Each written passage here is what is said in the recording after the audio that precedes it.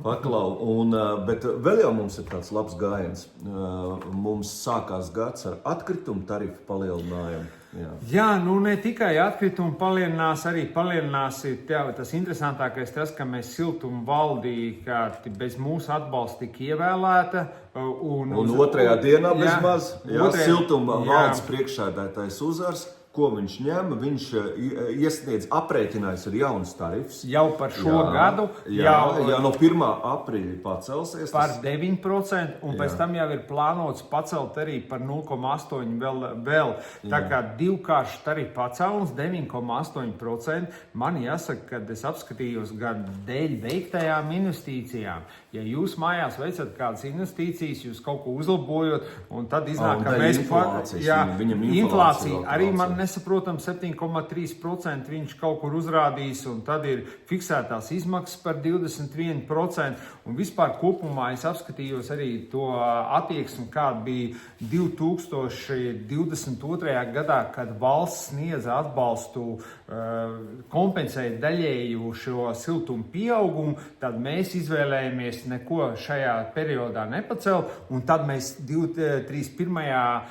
jūlijā 2023. gadā pacēlām par 62,1%. Kaut gan, ja mēs būtu pacēluši jau iepriekš mazlietiņ, tad valsts mums dotētu, uzņēmums gūtu kaut kādu uzkrājumu, un tad nebūtu šīs straujās pacēlumi, kāpumi, un tas būtu daudz efektīvāk. Tā kā ja tā bija tāda politiskā... Tā pilnīgi politiska. Atceries, kā bija. Pirms viņš netika apstiprināts amatā, tad lielījās, ka ir samazināts tarifs. Tiešām no 1. oktobra tiks samazināts. Solīja, ka nākamgad oktobrī arī būs samazinājums.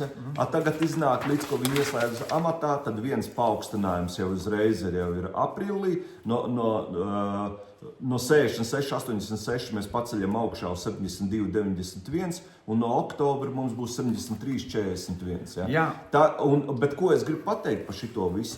Kad tāpēc jau tie cilvēki tur turās, tāpēc, ka viņiem ir galvenais nodrošināt dažādas padomas, reklāmas, izsprieces, nodrošināt dividendes, to visu pārlikt uz mūsu patērētāja rēķina, un tad, ja viņam atļauj šeptēties par to uzņēmumu, līdzīgi kā lācim.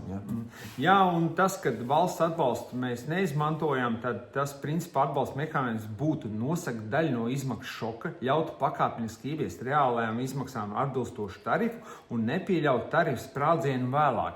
Un to mēs neizmantojām valstu atbalstu, un tas viss tālāk mums uzgulās uz iedzīvotāju pleciem, un tur, protams, nav nevienam par to nekādas daļas, kādas ir mūsu pleci, cik izturīgi. Par to nevienam neinteresē. Galvenais, lai kungiem viss ir sagādāts, tur mašīnas un tā tālāk. Tas ir tas galvenais, vēl ko es gribēju teikt par tiem atkritumu tarifiem. Tur iznāk beigās. Dēļ tā, kad netika laikā realizēts šis projekts, tas tarifs tiek pacelts. Un viss mēs maksājam praktiski par domas neizdarību. Principā, jā. Bet Ventspilsnieks ir ļoti pacietīgs zītē. Un, acīm redzot, tik daudz kravas, kamēr viņš arī pacietīs. Tā tas ir visu. Es teikšu tā, ka ja pēkšņi pienāktu kaut kādā mirklī pasaules gals un būtu tikai viens kuģis, kur varētu cilvēki uzkāpties un šo kuģi vadītu Vitoļņa kungs. Vai bijušais mērs vai abi kopā? Jā, tad es visticamāk uz šī kuģa nekāptu virsū. Es uztaisītu plostu, man būtu lielāks izredzes izdzīvot. Tā kā, principā, jo vairāk es pārliecinos, ka, tas, protams, mans tāds subjektīvs viedoklis, kad, vadītājām ir jāmāk vadīt tomēr. Un tad šīs negācijas un vispārējais būtu mēs no tā viss izvairīsimies. Jā, nākamā nedēļa būs mums domas sēde, tad mēs runāsim par tām lietām. Šodien laikam mums laiks iztek. Vienīgais, ko es gribu pateikt, ka nekas slikts ar pruksakiem pansionātā Sēlgā nav noticis. Viņiem tur iet labi, tiem pruksakiem, vai ne? Tas ir šausmas mūsu vadībā dēļ algas, jo grib papildus vēl brīvostā saņemt šo algu, cenšas pierādīt, ka tāpēc, ka viņi tur nav nav, tad osta būtu daudz labāk, bet prusaku jautājums Salgā nav atrisināts pilnīgi nemaz. Un šeit es, cienījamie darbinieki, jūs neesat vainīgi, jums nav jācīnās ikdienā par prusakiem, to jādara ir vadībai, un nav pilnība, un mūsu vecie cilvēki tur guļ, un tie prusaki viņus ēd. Un es nedodu Dievs, ka kāds no jūsu radiniekiem nonāks šajā pansionātā. Mēs esam rakstījuši arī veselības inspekcijai.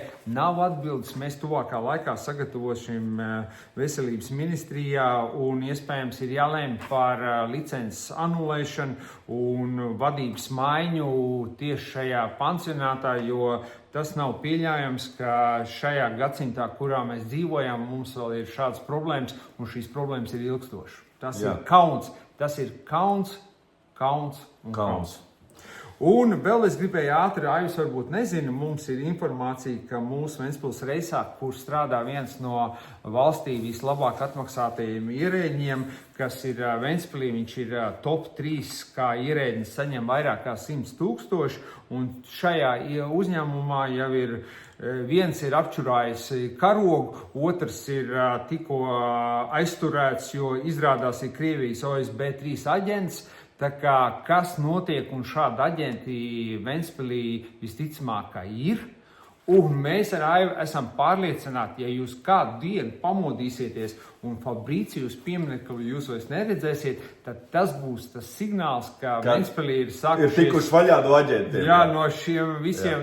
Es tieši Ziter par to gribēju teikt. Ja mūsu pilsētā simbols ir pretvalstisks, ja mēs slavējam un uzturam kā pilsētu, kāpēc mums brīnīties, ka mums ir te Krievijas aģenti? Jā, mums tās nedraudzīskās valstis mēs skatās šausmīgi mūsu domu mīl, šo visu, Fabrīcijus. Tas ir, diemžēl, tā tas ir, un vecais mērs visu to popularizē, un tas ir viss aizgājis, un tad nav jābrīnās, un es domāju, ka neviens aģents ir Ventspilī, kas popularizē visu šīs vērtības, kuras mēs, diemžēl, ar Aivu negribam, mēs tur esam bijuši, mēs tur negribam būt apakaļ, un tuvākā laikā mums tiešām būtu jādemonstrē, ka mēs esam Eiropieši. Nenāciet, jums te nav ko darīt, un jūs savus aģentus te nesūtiet, mēs cīnīsimies par savu valsti. Jā. Tā kā līdz nākamajai reizei, līdz nākamajai ceturtdienai. Paldies jums! Paldies, Ventspils! Paldies!